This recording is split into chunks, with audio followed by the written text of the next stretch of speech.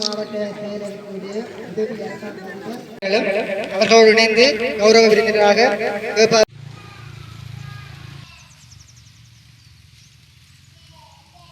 நிறைவு செய்து கொள்வோம். அதனுடைய அபிவிருத்தி உத்தியோகத்தர்கள் சமூக உத்தியோகத்தர்கள் அதாவது ஒரு நாடு பிறக்க வேண்டுமாக இருந்தால் அது பசுமையாக இருக்கணும்.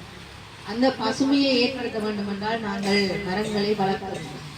ஆகவே இங்கே நாங்கள் ஒப்பிட்டு பார்க்கின்ற போது, அதாவது யாழ்ப்பாணம் மற்றும் மேலும் இடங்களோடு ஒப்பிட்டு பார்க்கின்ற போது முல்லைத்தீவு மாவட்டத்திலே எல்லா வளங்களும் நிறைந்திருக்கின்றன. பசுமை சிறப்பாக இருக்கின்றது. எவ்வாறெனில் வனவளம் இங்கே பாதுகாக்கப்படுகின்றது. ஆனால் வனவளம் பாதுகாக்கப்பட்டாலும் சில இடர்பாடுகளை மக்கள் செய்து கொண்டிருக்கின்றார்கள். காடழிப்பு நடவடிக்கைகள் மற்றும் அவர்கள் வயல் செய்வதற்காக காடுகளை வெட்டுதல் போன்ற பல சட்டவிரோத செயற்பாடுகளும் இங்கே நடைபெற்றுக் கொண்டிருக்கின்றது. அவை அவ்வாறான செயற்பாடுகளூடாக இந்த பசுமையானது அளிக்கப்படுகின்றது. ஆகவே அவற்றை பாதுகாப்பது எங்கள் ஒவ்வொருவருடைய கடமையாகும்.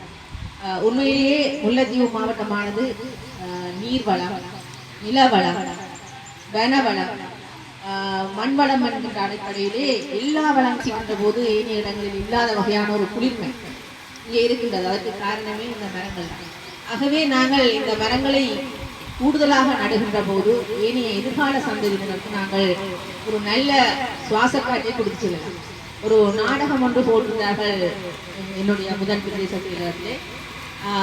அங்கே போட்ட நாடகத்திலே ஒரு குறிப்பிட்ட காலத்துக்கு பிற்பாடு நாங்கள் அந்த முதுகிலே ஆக்சிஜனை கட்டிக்கொண்டு அந்த ஆக்சிஜன் சுவாசக்காய வாழ்க்கையை வைத்துக்கொண்டு நாங்கள் நடந்து கொள்ள வேண்டிய ஒரு நிலை வந்து எதிர்காலத்திலே வரலாம்.